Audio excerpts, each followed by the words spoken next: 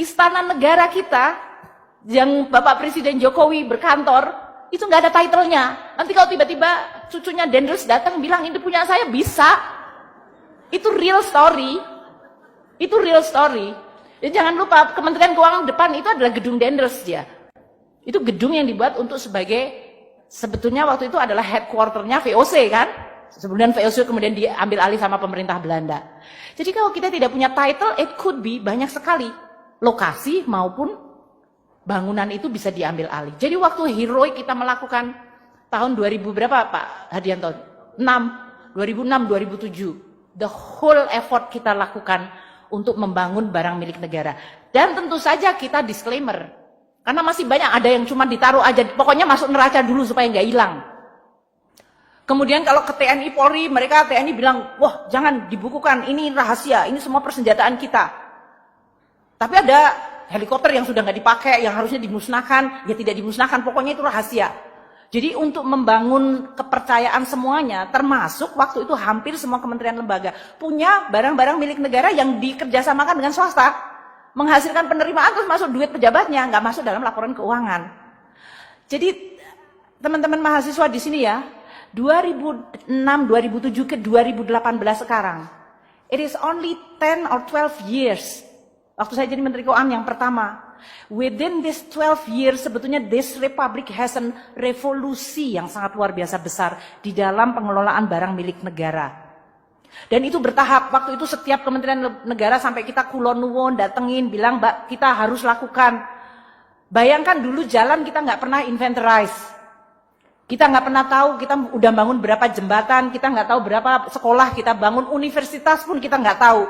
Ada universitas kompleksnya sudah nggak tahu digrogotin sama entah siapa, tiba-tiba hilang, colak sini, coek sini. Itu terjadi. Maka kalau sekarang kita ini sudah WTP, kelihatannya gambar tangganya indah itu ya, merah, kuning, hijau. Saya nggak tahu, merah, kuning, hijau di langit yang biru, mestinya gitu. Tapi itu menggambarkan the evolution dari kita sekarang, kita sudah masukkan dalam, sudah divaluasi, sudah diadministrasikan, dan bahkan saya minta sekarang adalah pemanfaatan. Kalau saya sering mengatakan pada dirjen kekayaan negara seperti ini, saya pernah tinggal di Amerika cukup lama. Terus saya lihat ini orang kalau di negara maju itu seperti apa sih? Kayaknya makan paginya sama, kita makan pagi. Sekolah juga sama, nggak lebih pinter dari kita. Negaranya sama aja. Kenapa kok dia bisa disebut negara maju dan kita negara berkembang? Kalau saya perhatiin sistemnya adalah mereka tuh asetnya kerja keras, orangnya kerja biasa-biasa aja.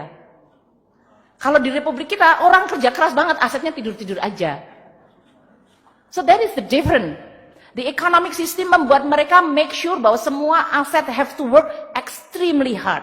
Nggak ada uang nganggur, nggak ada space nganggur, nggak ada barang nganggur, nggak ada capital nganggur. They work very hard sehingga orangnya bisa kerja biasa aja dan kemudian dia bisa take vacation. Kalau di Republik kita nggak pernah vacation, kerja terus asetnya tidur. Ada suatu kompleks yang bagus didiemin aja 20 tahun. Tanahnya bagus banget didiemin, nggak ada yang berani nyentuh. Karena apa ya? Karena milik negara. Negaranya ngapain? Negaranya tidur, orangnya kerja keras. That is what is make us a lot of different. Makanya saya sekarang tuh selalu gelisah. Saya bilang sama Pak Isa, saya nggak peduli dan saya nggak kepingin melihat ada barang negara secuil apapun yang dia itu waste, idle, sia-sia, tidur, malas.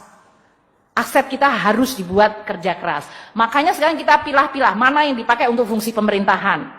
Mana yang kita lihat, oh kita udah punya. Jadi kalau ada kementerian lembaga bilang saya butuh office space, saya minta anggaran pada Menteri Keuangan untuk bangun office. Why you have to build office? Ini masih ada space lain yang masih kosong. Oh enggak, tapi itu kan sebagian miliknya kementerian lain. Kenapa? Memangnya kalau combine satu gedung miliknya 2 menteri nggak bisa kerjasama? Karena semua kementerian biasanya kepengen punya gedung sendiri, pengen nama sendiri, punya space sendiri.